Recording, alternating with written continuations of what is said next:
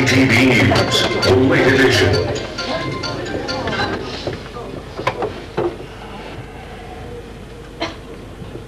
Good evening, and now for... Tamara, aren't you supposed to be, like, gone? Good evening, and now for our top story. There was a funeral of sorts today at the Kennedy Space Center in Cape Canaveral. NASA scientists successfully blasted the bodies of 6 deceased patients into deep space.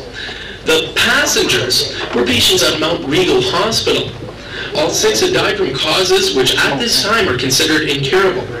Doctors and scientists plan to retrieve the cryogenically frozen patients at a later date when a cure for their illness can be found. Meanwhile, the doctors who spearheaded the project justified the expensive launch by accounting the tremendous cost of maintaining the bodies in a deep freeze condition on Earth for an indefinite period of time, versus the ideal conditions for this project in deep space. Recent electrical brownouts at some cryogenic facilities have cast doubts over the long-range effectiveness of this solution to immortality. And now over to the sports desk with John for some highlights on the locals. Thanks, Peter. While the St. Charles Cards continue to dominate the local high school scene, their varsity football league has again shown tremendous effort in taking the state championship. Unofficial reports are that head coach Chris Bartolucci is being scouted by the CFL to take over the reins of the Edmonton Eskimos. Other rumors are that the Marymount flag football team wishes to join the varsity league.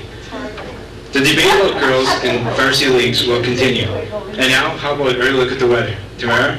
We're in the St. Charles atrium and just a few days away from Halloween, and the weather looks like it will cooperate for all you ghosts and goblins out there. It'll be chilly, so dress warmly. And remember to carry a flashlight as to be seen as you do your trick-or-treating. Also, you will want to avoid any masks that obstruct your vision. Have a happy and safe Halloween. With us today, we have Mr. Lloyd Ribeiro. Mr. Ribeiro, can you please tell us about the Indoor Soccer League at St. Charles College? Gladly. The Indoor Soccer League is a league for both men and women. We have a total of 30 teams, 20 in the men's league and 10 in the women's league, and we run all winter. It helps the players keep in shape. And we're looking forward to an exciting season again this year.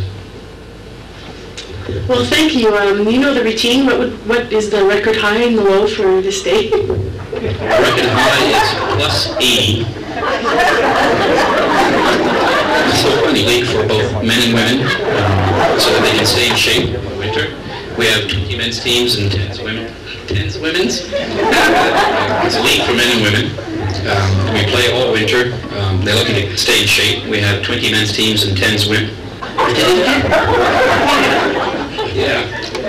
Actually, I had to go way back to 1938 to get the high, which was 25 degrees, and the low was a chilly -8 in 1938.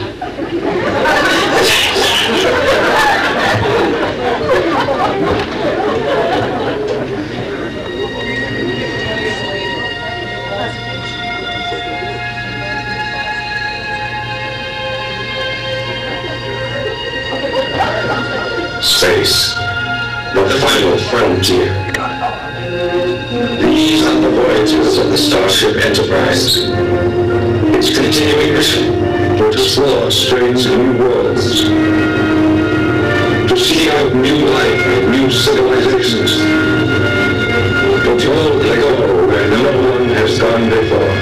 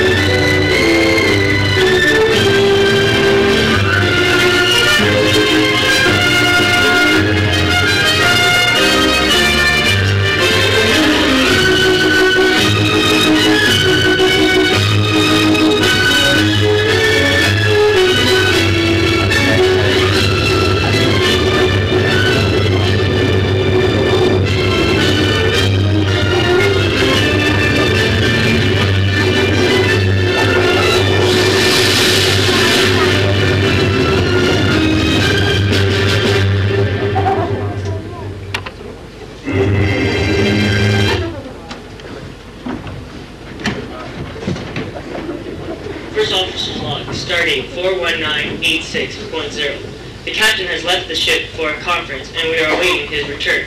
It is unusual for us to be motionless and a unique experience for everyone concerned. Meanwhile, our sensors have been monitoring an ancient capsule floating in our vicinity which appears to be from Earth. This is quite intriguing. It is transmitting a carrier signal on a frequency which has not been used for centuries. Is there a message? None. Just the carrier, possibly for encoded computer or telemetry information. I have never seen a space vehicle like it.